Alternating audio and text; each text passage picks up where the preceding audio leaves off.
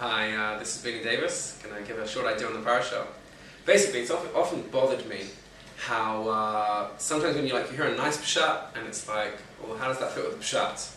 Or you hear like a real pshat idea and it's like, so what does that mean for my life? So hopefully what we're going to try to do now is to see how a pshat idea is relevant to my life. Okay, let's go.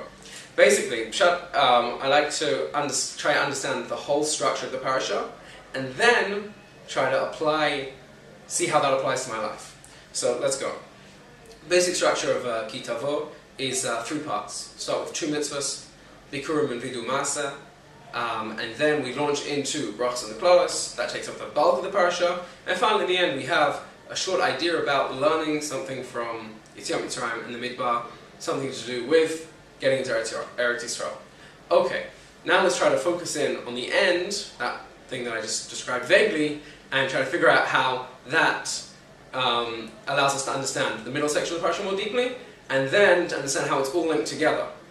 Once we've done that, hopefully we'll link this to the name of the parasha, and hopefully there'll be a message that isn't just therefore be nice, but it's actually a message that comes from the idea that we're trying to say.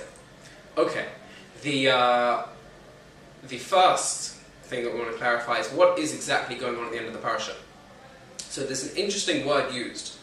Well, before that, first of all we say that God took us out of Egypt, and we didn't understand then what we're supposed to know now, and then we understand now.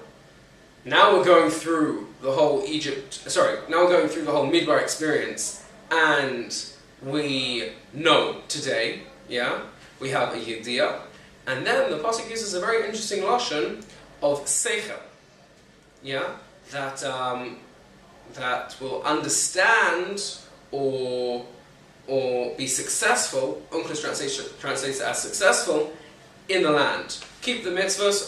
The structure goes like this: you come out of Egypt, and now you understand today what you didn't understand then.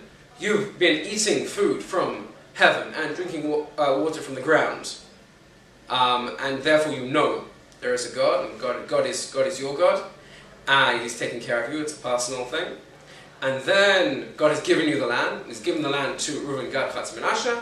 And finally, keep the mitzvahs, and therefore you'll be successful in the land. So I think this whole idea of knowledge and understanding that God is in control should be inspiring us to keep the mitzvahs, and therefore be successful in our pursuits in the land. The experiences that happened beforehand are supposed to inspire us in the land. Okay, how does this relate to the bulk of the parasha? This is the idea that there's a bris. There's a bris between the Jewish people and God. And it's not just a long list of mitzvahs that we had to until now in Devarim, rather it's a relationship.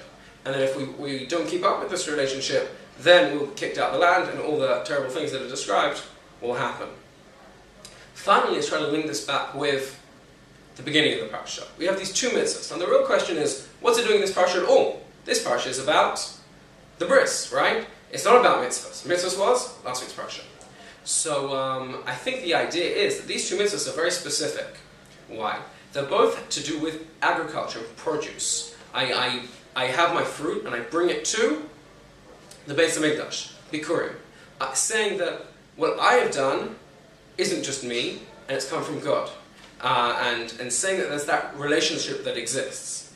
The second mitzvah is very similar, although it's in every 3rd and 6th year of the Shemitah cycle, a longer, it's over a longer period of time. We're expressing a similar idea that we have given all the trumas and maestros, because in the end of the day, the money isn't just mine, and it comes from God, and therefore I feel obligated to do that as He wishes, giving the trumas maestros maaser ani. So putting this all together, this is about a relationship with HaKadosh Baruch Hu that exists within the mitzvahs. By keeping this, we are keeping kilo outside of the bargain. There's very quickly, though, for those of you out there who think that the name of the parasha is something coincidental, I'd like to say an idea that I heard from Rabbi Daniel Rowe about parashas bichlal.